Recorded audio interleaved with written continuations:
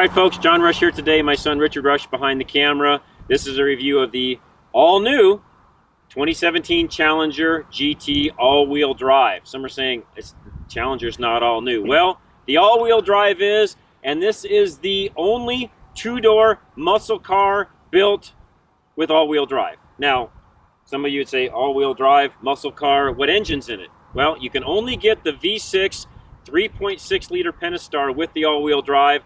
I'll get into more of that as we get into the driving portion as to why Dodge did that. You cannot get the V8 Hemi option with all-wheel drive. Basically, this has the Challenger running gear, all-wheel drive, instantaneous from rear-wheel drive to front-wheel drive.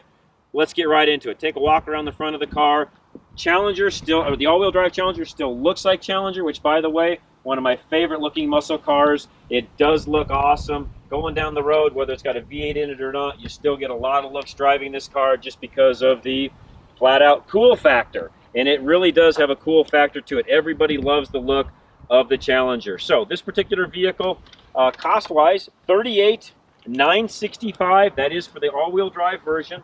This particular model has the technology group for $1195, the driver convenience group for $1,095, the GT interior package, which we'll show you in a minute, for $995. And it's got the body side stripe on this car that you just saw a moment ago for $395, and has the big Uconnect screen in it for $795, which, by the way, is worth every single penny. So, going right into the trunk, let me just pop it real quick. There's a button back here you can hit, or you can use the key fob. Now, one thing about the Challenger that I will say, and it's not a knock, because of the wing and the heavy trunk and everything that's back here, it doesn't automatically pop up. In fact, if your hands are full, it's a little bit of a cumbersome thing. You're almost actually over here on the side grabbing the spoiler to raise it up, and it does take a little bit of a tug to get the back up, to get the back trunk up. Again, not a big deal, just something you need to note. Believe it or not, for a muscle car, fairly decent sized trunk. And again, configuration of this car is all the same whether you're buying this version or regular V6 or an RT or a Hellcat for that matter. The configuration of the body, trunk, interior, none of that changes with any of the different models. It's strictly powertrain. That's the only thing that changes. So good trunk room. And really, Richard, you know, nothing here where you can actually put a couple of large bags in it, several carry-ons, golf clubs. It does have a very nice sized trunk, which again, because it's a little bit larger muscle car based off of that early Challenger, and again, they've done a great job duplicating the way this car looks in relation to the original Challenger. I love at night. I was following Richard the other night in it. I love the taillight look to it and the front headlights, the way everything looks driving it down the road, even at night, just absolutely looks fantastic. So I guess, you know what, we can do this. I wasn't going to, but let me show you the back seat. Now, most muscle cars are a little bit difficult to get in and out of the back seat. There is a little loop up here that you can actually take the seat belt off of the seat, which I should show you. You just pull it out, you pull this up, and it's going to slide forward. And honestly, getting in and out of it isn't all that bad. In fact, when I get back here, get this repositioned, believe it or not, I'm 5'10". This seat is quite a ways back, and my knees are not touching the seat. Honestly, I got a fair amount of room back here. There is a little center console that folds down, a couple of cup holders back here, a couple of vents. Nice armrest over here. You know, honestly, as far as backseat passengers go, you're not going to put a car seat or anything like that back here without having somebody kick the seat in front of you, or, you know, child kicking the seat. But aside from that, there's actually fairly good room back here. I'm actually quite surprised at how much room is actually in the back. More so than you're going to get in some of the competing muscle cars in this particular market. So I'll tell you what, I'll climb out, jump in the front seat, and we'll continue on with our review of the new all-wheel drive version of Dodge Challenger. All right, folks, again, Challenger 2017 all-wheel drive 3.6 liter engine. And I know it's a little bit windy out, but Richard, if you can, get a good glimpse of the nice leather interior. They do a Napa leather. They've got this suede insert on the GT package that's on this particular car as an option. Nice door panel. Again, Challenger, they've done a nice job. I actually, as far as how everything is laid out, the way the center stack works, you know, we just drove a 300 here not that long ago, which is basically a similar car, an all-wheel drive 300, not much different than this car with the V6 engine. And frankly, as far as usability, ergonomics of this car, actually, this is easier to control the screen and all of the buttons and everything, because the way they've tilted things towards the driver, it's actually an easier car to drive in that respect than the 300 is. and looks awesome while you're doing it. So outside of that, everything else is really standard as far as GT goes. You've got the ability to turn off your traction control, adaptive cruise, which is all right here. You know, the car just works really, really well. I don't know how else to say it. Everything is laid out just the way it should be on the interior. And I tell you what, let's just do this. It's easier for us just to go take a drive, talk a little bit about it. We'll talk about the V6 engine and why it's the only option for all-wheel drive. And I'll just put Richard in here and we'll just go take a quick drive. 2017 Challenger all-wheel drive.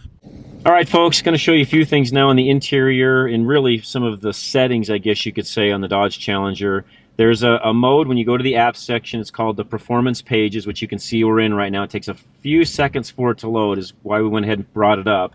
And you can actually scroll through the different pages. So you can go home, timers, which will do your 0 to 60, 0 to 100, ETs, all of that. You can look at all your different gauges, intake, trans temp, battery voltage. Gauge 1 is oil temp, coolant temp, oil pressure. You have your engine. Look at the engine, I guess is what I'm trying to say, what's going on with it, and kind of a snapshot picture there, and then also look at G-forces as you're driving. So all of that is in the performance pages. You can also control through here in the vehicle itself, launch control, how it comes off the line. You can disengage all the front wheel drive mechanism if you want the true rear wheel driving feature on this vehicle. In other words, you don't want all wheel drive to be engaged. You have the ability to lock that out completely.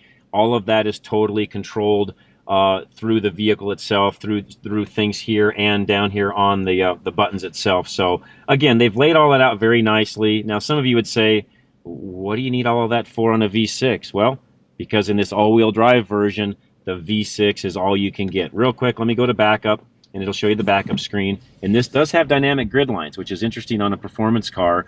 A lot of times they'll just stick the regular static lines on, but dynamic grid lines, helping those that need to have help parking, park. Big screen, which, by the way, this is the option, which is well worth every penny as far as I'm concerned to get the bigger screen option. Paddle shifters on the car, where you can actually upshift, downshift right here. All your radio controls are on the back. And again, adaptive cruise, all of that on a car that's under $40,000. So let's take a drive. And I'll just tell you right up front, in our altitude, 305 horsepower, this car, believe it or not, even at our altitude, is as fast as the old Challengers were with the V8s. That's how well they've got this V6 working. So don't let the fact that it's got a V6, bother you when it comes to the performance side of the fence, because it does have a lot of power. It works extremely well. Now, on the same token, it's not a Hemi. It's not a Hellcat. It is not that vehicle at all. If you want those vehicles, you're going to spend a lot more money and not have the all-wheel drive option, which for some of you driving in rain and snow and some of those types of conditions, the all-wheel drive is really nice. We asked Dodge specifically when they actually brought this car out to Colorado for the first time, and we had an opportunity to talk to a lot of the engineers, why is there no V8 option? And some of you out there listening or watching this are going to be asking the same thing. Well, because of the numbers. The reality is they sell about 80%, Richard, correct me if I'm wrong, but 80% of Challengers sold, they sell with a V6 engine. So they looked at all of that, looked at the numbers of Charger, figured out what they could actually do on the all-wheel drive side of the fence, and they went ahead and stuck with the V6. And for any of you out there that are watching, you probably know this, but for them to do a different engine and drivetrain combination, they still have to go through all of the different safety testing, all the different things they have to do to get that car approved to sell. And the reality is they've got to make the numbers work or they don't build it. That's why this doesn't come with the V8. Real quick, let me romp on it. It actually doesn't run half bad. Considering it's a V6, you know what? It's got pretty good get up and go. It actually works well. You can run the paddle shifters, put it in sport mode. Sport mode changes the way the transmission shifts. It's got crisper shifts, higher RPMs that it shifts at, and so on. In the car, actually, again, it performs very well for a V6. It just doesn't sound like a V8, and that's just the way it is. Nothing wrong with that, just the way it is. As far as quietness, interior comfort, and so on, you know what? For a muscle car, full-bodied muscle car, I should say, this car works well, performs well, drives well, it's quiet. And Richard's sitting in the back seat right now, which, believe it or not, Richard, even for you, you got plenty of room back there. Absolutely, yeah. There's more than enough room, which is more than can be said for a lot of the other muscle cars, or I should say the two other main muscle cars on the market today. I feel like this, and may be wrong in this, but the biggest back seat we have tested thus far. Yeah, and I think Richard's exactly right. It is the biggest. We actually owned a Camaro here in the past. He did, as far as that goes.